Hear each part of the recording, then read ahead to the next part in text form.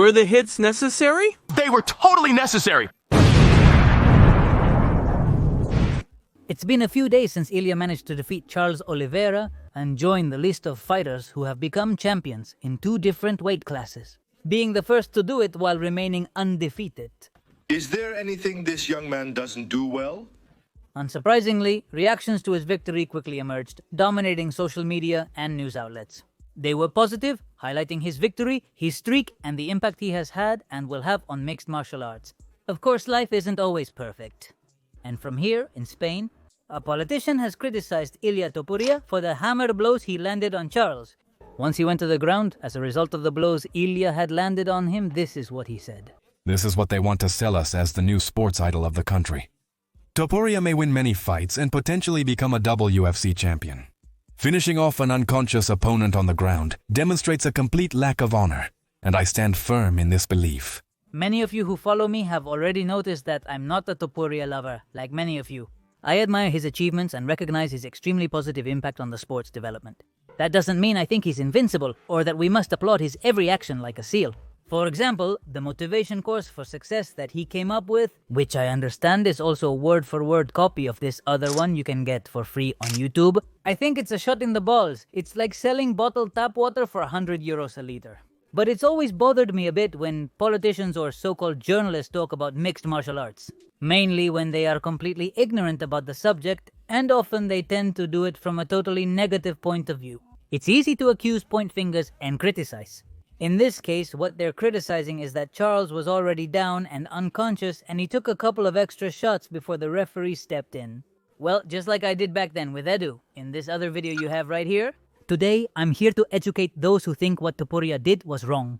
But mainly people like the congressman from Sumadas no Podemos, Victor Reggio, who is like a fusion between a slow version of Juan Ramon Rayo and the community manager of an organic bread cooperative, and a sports journalist, Paco Grande, who being a journalist and also covering sports, can't simply look up information and criticize something with proper knowledge.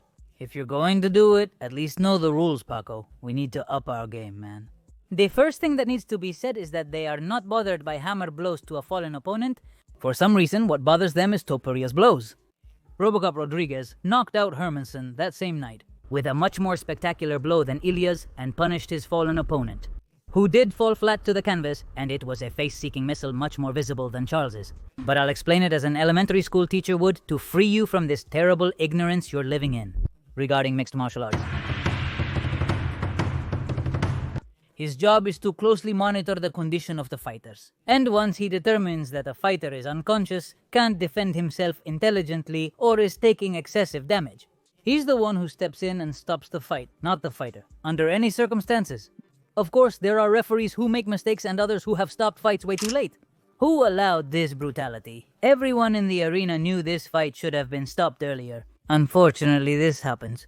Fortunately, it occurs less frequently, and Mario never works in the UFC again. There are also fighters who realize the fight is over, and they're the ones who let the referee know. And when he comes out of his dissociative state, that's when he officially stops the fight. There have indeed been some really classy cases like these.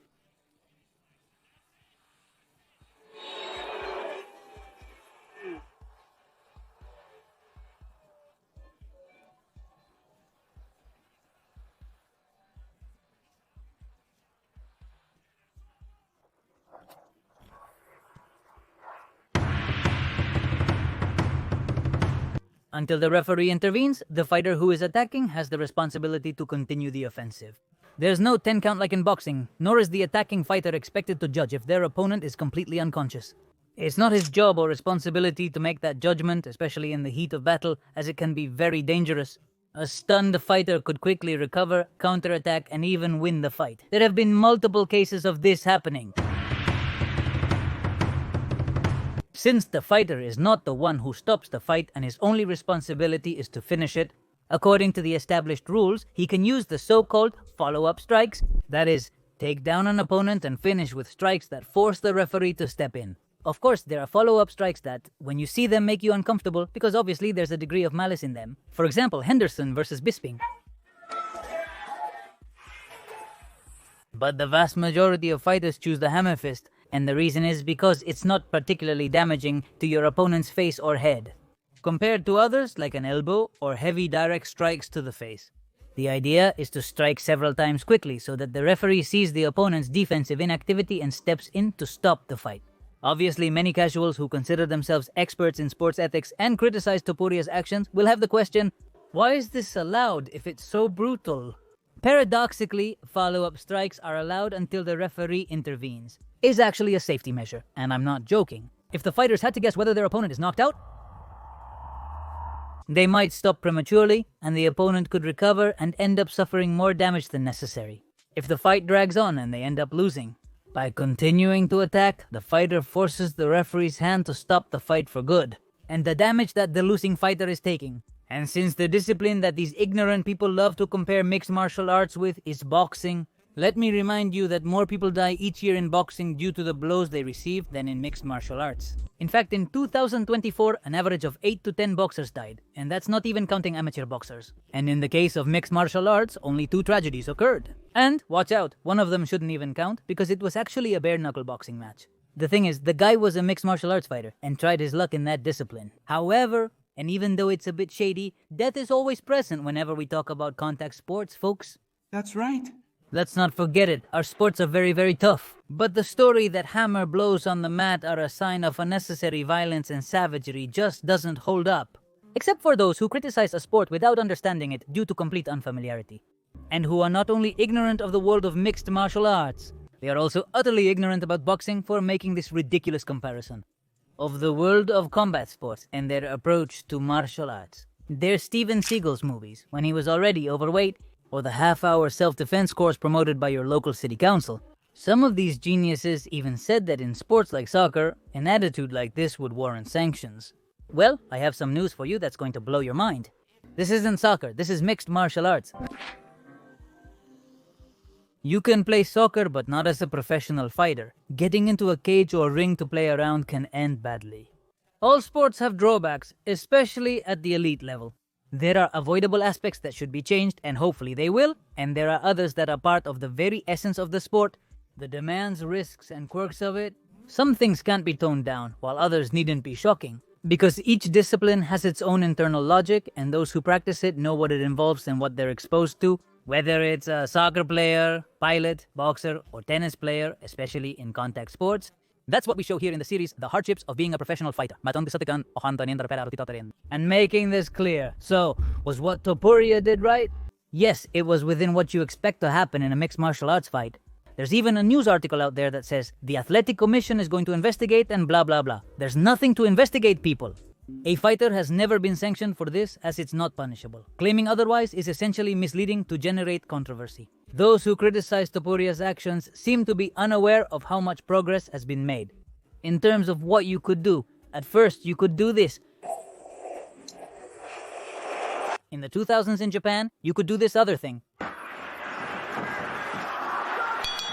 I discussed this topic in the story of Royce Gracie and the rise and moves of the Ultimate Fighting Championship. But Victor Regio, you earn more than 52,000 euros a year from public funds to defend very, very important causes. And to obediently follow your party's line. Voting for everything you're told from above, just like you've done here. Without any judgment, you jokingly proposed to make shooting at fascists a sport. Instead of pigeon shooting, we're going to propose fascist shooting. And it consists of launching a deputy, a Vox counselor, from a hill in a paraglider, while these great athletes practice their aim. Amusing. No violence in shooting at someone with different views, proper parliamentary conduct, and when, thanks to your party, a law was passed that put more than 1,000 violent sexual offenders back on the streets. Not a word, no scandal, no whatever, no moralistic barroom speech. But of course, what's truly worrying and outrageous, they're 2 regulation hammer blows from a fight you haven't seen, from a sport you don't know, and from a fighter you despise. Of course, and Paco Grande. In the interview with Jot Down Sport, published in January 2024, you said that ethics are above you, that the most important thing for a journalist is to tell the truth, report with rigor, and not fall into copy and paste. The complete opposite of what you've done here. You also said that it pains you to see reporters talk about things they haven't even seen, which is exactly what you just did. With your experience, you could have provided context, judgment, and knowledge, which is a shame. to a sport that many people still don't know, misunderstand, and look down on today. Paco, it hurts more in your case, because, as you've clarified in this interview, you know how to do good journalism. You simply decided not to do it. My job is to hit someone until the referee steps in. To those who complain about mixed martial arts, I say, don't watch it. Stick to soccer instead.